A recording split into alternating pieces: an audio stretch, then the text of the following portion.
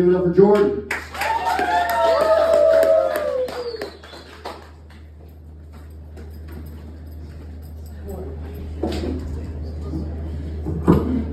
Yeah, this man high as hell, no, my ass is short as shit. What? How's everybody doing now? Yeah. Okay, so let's get this going. So, I've been to a lot of crazy places in my life. The first psych ward that I was at, the dude that I was celled up with in the place, let me know that if I ever had my water turned off on me, to keep the 5-gallon bucket there, just in case you had to flush the cocaine down the toilet, because that was the drug of choice at the time. And he was serious as fuck. And what fucked me up more is when I got down there and was chilling with him, it was nighttime, so we got locked in. First thing he said to me was, "I hope you know you can go to bed. I'm not gonna try to rape you." Which I don't know if you know this or not, but that doesn't mean I'm gonna have sweet dreams. That's some shit that haunts you in your fucking nightmares. What the heck? Yeah, it's fucked up. So I'll tell you what, look, check this out. I think some chicks are bad, right? You might have to find a fine-ass female, but if she's a 10 and she has a disabled son or some shit like that, she instantly drops down to a 4 or 5 for me. And I don't know what it is about that, because my job, I work with mentally handicapped adults. So I work, that's my job. I'm home health care. I work in home health care, but it's a deal breaker for me. Let me find out that you're a baddie but a fatty, but you got a little R word sitting at the house. Can't really talk to you on that second date. That second date's gonna go a little sketchier than you think. So here recently, I had a lot of fun. I ended up trying to grow mushrooms, which successfully it worked. And I only know it worked because I was talking to the wall for a few hours. So they worked for sure. They definitely worked. They definitely got the job done for sure. So that was pretty fun. That was probably one of my best things I think that had happened. So I think the worst thing that's happened so far is that my mom quit talking to me for a few reasons. She tried to have me sneak spice into a prison for her.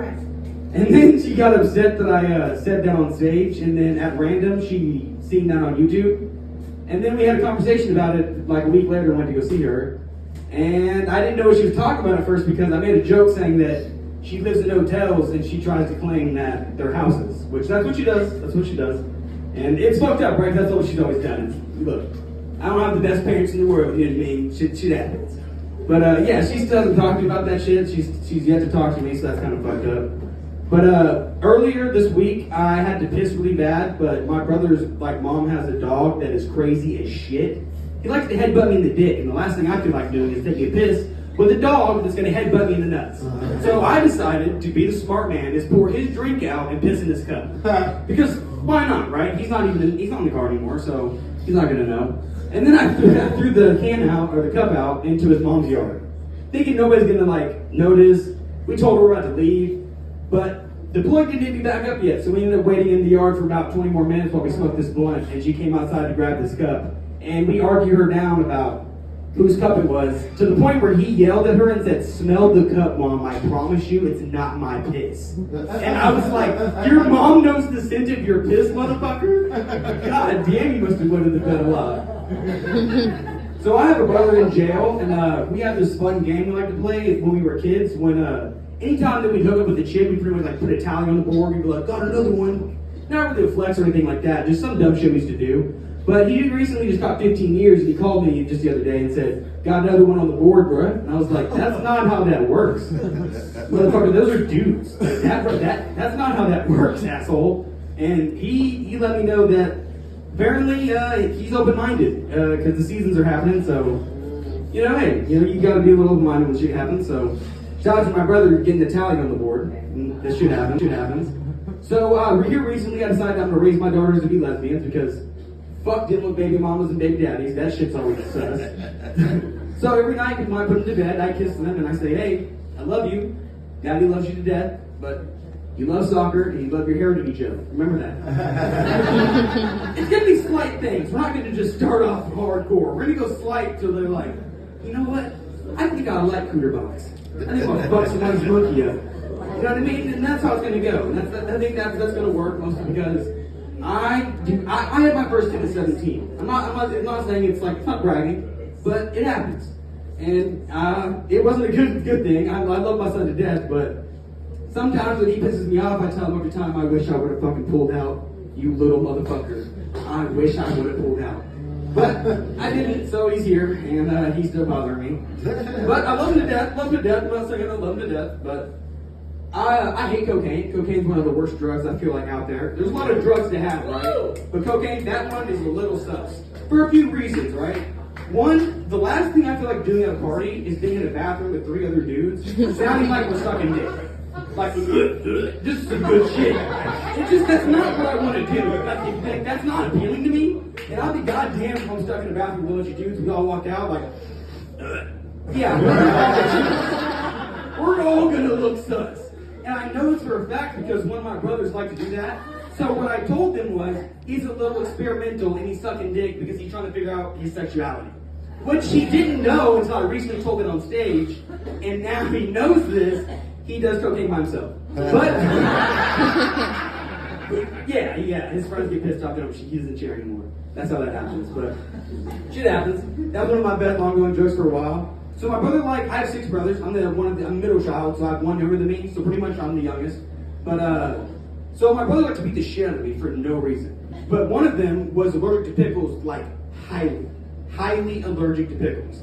So anytime he kicked my ass, I would go to the fridge, I would dip my fingers in pickles, I would run by him and slap the dog shit out of his face. Hard. I mean, I would hit him with all this pickle juice all over him. We went through so many EpiPens during the summertime, my mom begged me to stop because how many she had to keep buying because the insurance would not cover them. Because they were like, dude, he's not having that many allergic reactions. But anytime you'd be a dick, I'd dip my fingers in pickle juice and just flip that motherfucker. And most times he used to take Xanax a lot. This was before he got on the heroin habit. So anytime he'd get barred out, I would just dip my fingers in pickle juice and flick on him. And as soon as his clerk started closing up, I would hit him with that EpiPen. And yeah, it was a good time. Chris doesn't still forgive me for that. That's the brother that's in prison right now. Yeah, he still calls me a piece of shit for that. So here recently, my grandma's seen me and me do comedy. She's just seen this stuff, like my open mic stuff. And I said a joke that had happened when I was 15. I dosed my grandma with Xanax so I could sneak out to go to a party, and she got sunburned in the backyard. It was a long story. She basically was like, I fucked up on my grades. As you can see, all these tattoos. I didn't do well in school. I clearly fucked up. The counselor did do a good job. But yeah, she was like, you're not going to the fucking party. Don't think you're going to a party, so sit your ass at home. She was mowing the grass. She said, yo, you know what I'm saying? She yelled at me to get water for her, so I did. But what I decided to do was smash up a bunch of purple Xanax, small little bars that were going to fuck her up. I was going to fuck her up. But in my mind, I thought I would take her aside, let her go to bed, you know what I mean? She passed out in the backyard on like a rocking chair. And so I knew I was good to go. So I just dipped out, not thinking anything of it. I come home, go to sleep, wake up. I wake up till I'm fucked up. Went to a party, I was fucked up. So by the time I wake up at 12 o'clock, my grandma is still asleep on the porch swing. Sunburned as fuck. And she's seen this joke like a few weeks ago and was pissed. It rehashed the entire argument. Yeah, she forgot about it because she has Alzheimer's, but she remembered that shit. So my grandma's an amazing woman for a few reasons. She used to be the shit. And when I say the shit, some of y'all are like, yeah, my grandma was cool, right? She baked me pies and shit. Me and my grandma ate mushrooms and talked to the fucking devil. Yeah. My grandma was the shit. She was a fucking hippie. Yeah, she was the shit. I love my grandma to death. Yeah, me and my, we used to pop Percocet and Somas way before Future ever talked about Molly Percocet. Me and my grandma were the shit. That lady right there is a fucking road dog. I don't know if any of y'all have that. That's it. She was one of my best women I ever had. She was the shit. She was the shit. So yeah, I mean, shout out to Grams because, she's still kicking. She's still kicking. She must be probably moving in with me. We're about to get shit popping again. Because yeah, my grandma's the shit. Dude, she really is. She really is awesome. One day she came to me secretly and she was like, Jordan, can you give me acid? I was like, yeah. And I knew she was gonna, party, so I was like, fuck yeah, let's give grandma some acid. So I gave her the fucking acid, right? I get a call. She says, she calls me and fucking says, Jordan, I'm stuck inside of the Target parking lot and I can't feel my fucking arms. And I was like, Grandma, is the car in park? She's like, I can't find my keys. I was like, all right, the car's off. And I had to go and get her to find out that she was standing outside of the Target parking lot, laying on the ground, throwing up, vomiting because the acid was so strong. But she had the best time of her life, so relax. It's all good. It's all good. Thank you. It's all good. That's kind of the best part about the whole thing. Let me see if I got one more for you guys before I end up dipping up out of here. So, here recently, well, I guess as you can see, let's start off with that. didn't have the best childhood, I guess you could say. My dad was in and out of prison. My mom pretty much lived in hotels, as I said, or condos. They were Airbnbs way before they were Airbnbs. Motel 6 was the first Airbnb out there.